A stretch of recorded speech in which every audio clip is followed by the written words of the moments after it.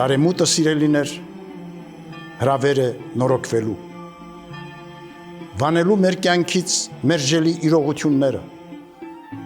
սրբագրելու մեղսալի ու կործանարար ընթացքները,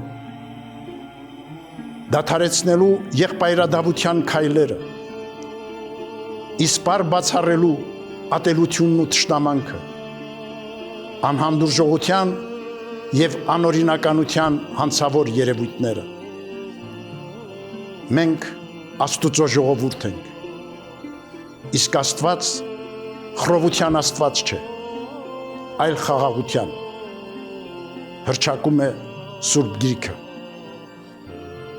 Մեր կյանքում երկնապարգև խաղաղությունը, օրհնություններն ու շնորհները հաստատուն են մնում միմյանց նկատմամբ սիրո,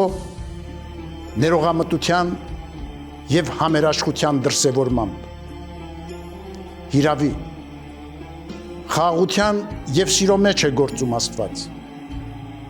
և իրական սերն ու ներքին խաղաղությունն են բարիք դառնում